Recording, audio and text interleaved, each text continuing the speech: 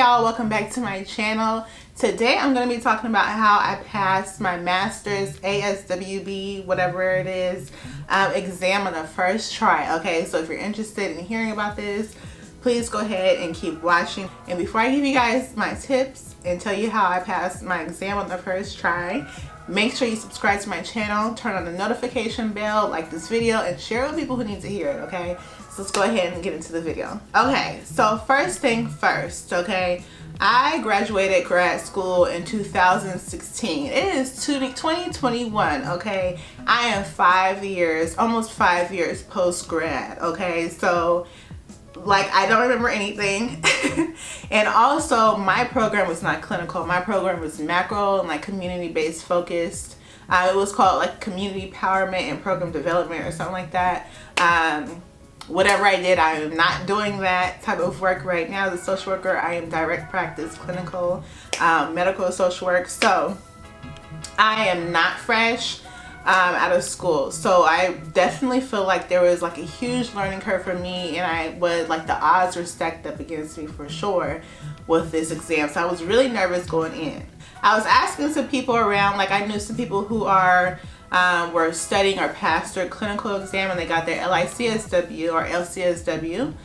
So I asked them how they study, and they said, well, I just use Pocket Prep, which is an app.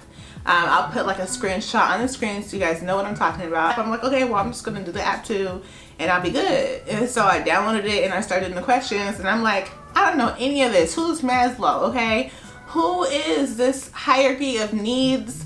What is this Freud in his psychosexual development? I don't know any of these people. What are they talking about? Okay.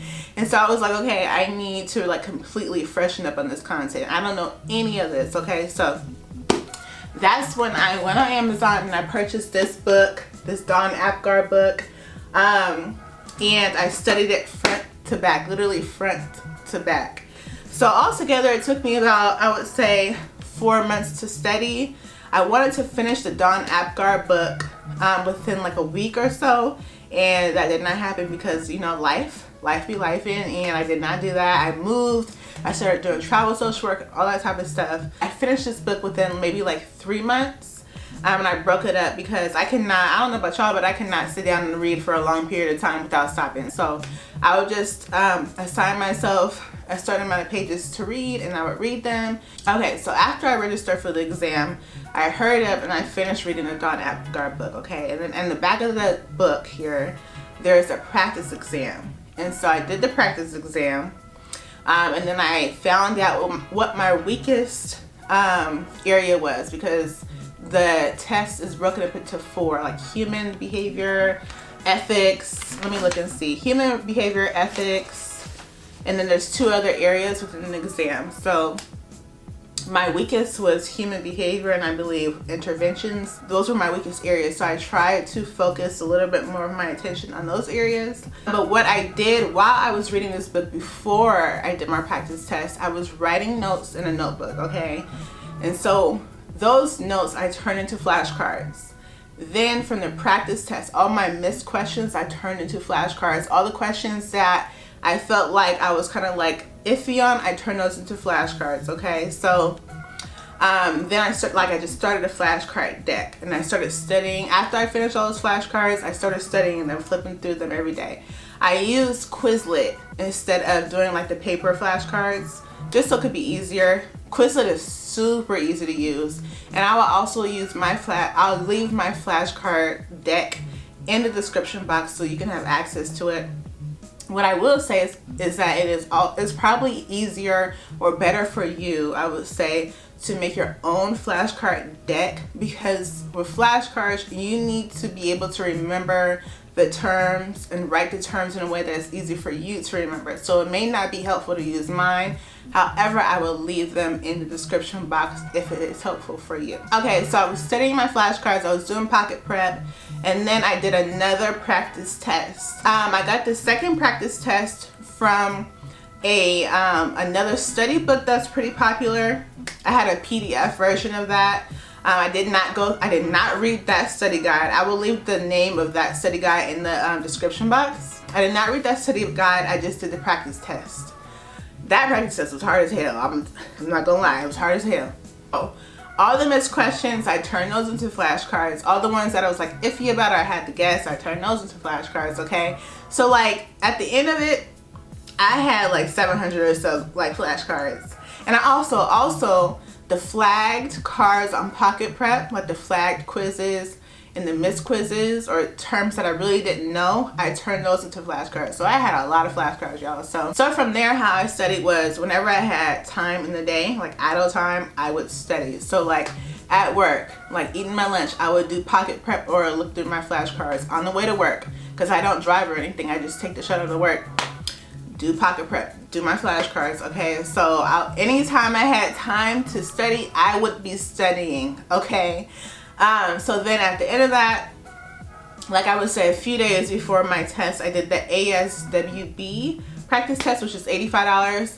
I highly recommend to do that practice test. It is literally like copy and paste what the real master's exam will be.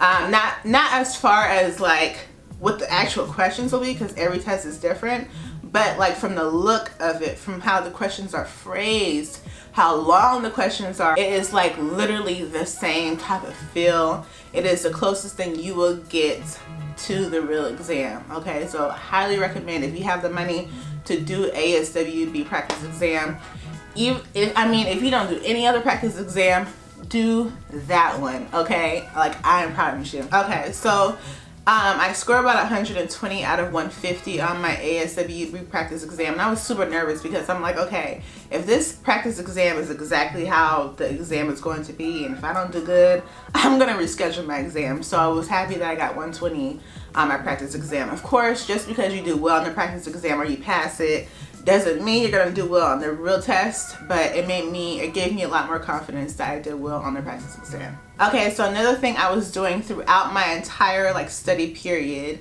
which is about 4 to 5 months. I think I started studying in December. But remember, I wasn't really consistent because life be life and whatever. So I was watching videos. I made an entire playlist on the type of videos I was watching, from developmental theories to the DSM overview to the code of ethics to how to answer questions on the exam. So many different type of videos. I think there's like 50 different videos I watched. Some I watched several times, but I watched those as well. I will leave that playlist in the description box so you guys have access to that as well. So after I finished my practice exam, I started just studying, going over my flashcards, going over my Pocket Prep, watching videos on how to answer questions on the exam. So of course, knowing the content is important. Like, you need to know the content enough to understand it and apply it to a clinical situation or question on a test.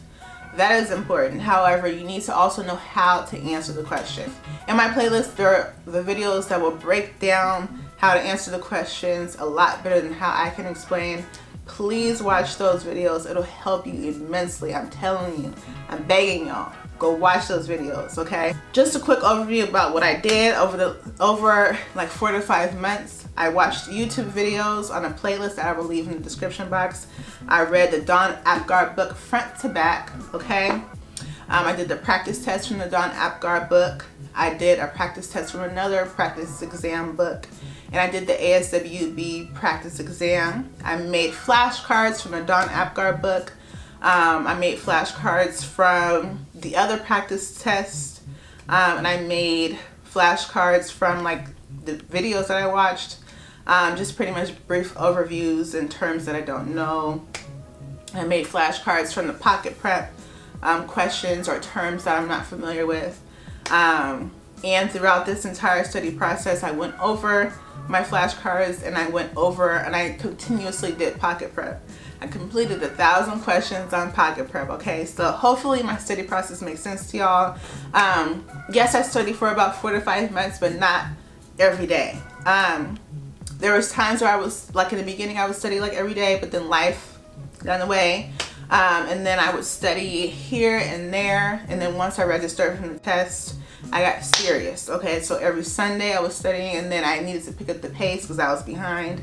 And I studied every single day for about 3 to 4 weeks, okay?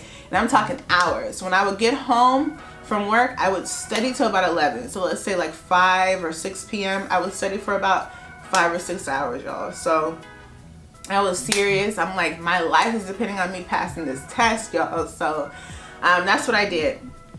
A few things I will say that you should definitely do is understand your learning style, okay? I learn by doing, okay? So flashcards are good for me. Practice tests are good for me. I just said flashcards. So practice tests and flashcards are good for me. I'm also more so like a visual learner too, so watching videos is really helpful for me. I don't really learn by hearing. I will get distracted. So podcasts to learn things or like lectures, not for me. But if you learn by hearing, maybe that's something you should consider, okay? If you need more direction and you need help with structure, maybe studying by yourself is not the best thing. Maybe getting a study buddy or paying for a study group or class may be best for you. There's Therapist Development Center, TDC, which I've heard is really very helpful. Consider doing that if you need structure or you need a lot more help, okay? If you feel like you need more help, consider doing that. You know, this is a test that is serious. A lot of our careers are contingent on whether or not we pass this exam. So please take this seriously and understand your learning style and know what works best for you. And one more tip I will tell y'all, know the code of ethics, at least in a basic sense that you can recall something if that question is on the test, okay? So just know it. Review it a few times, watch the video in the description box that I'm gonna leave. Watch that video a few times, whatever the case may be, just know the code, okay? You don't need to know it like word by word, but you need to know it a brief overview enough to answer some type of like recall or reasoning question. Now I will also say, if I can pass this test 5 years after graduating, with my concentration being in macro, you can pass this test, especially if you're right about to graduate, okay, or you graduated a year ago. This knowledge is still a little bit more fresh in your mind, okay? So just apply yourself, know how you learn, understand your learning style, and go from there, y'all. That's it, y'all. That's what I did to study for this test, and that's how I passed this test. 5 years out of grad school. Hopefully this has been helpful for you guys. If you have any questions, please leave them in the comments below. You can also email me or follow me on Instagram, _, and DM me if you guys have any questions. If you guys would like a follow-up video to this, if I didn't cover anything, you guys want me to answer a little bit more questions, please let me know. With that being said, thank you guys for watching. Please subscribe to my channel, like this video, and share it with people who need to hear it. All right, y'all, I'll see y'all next time.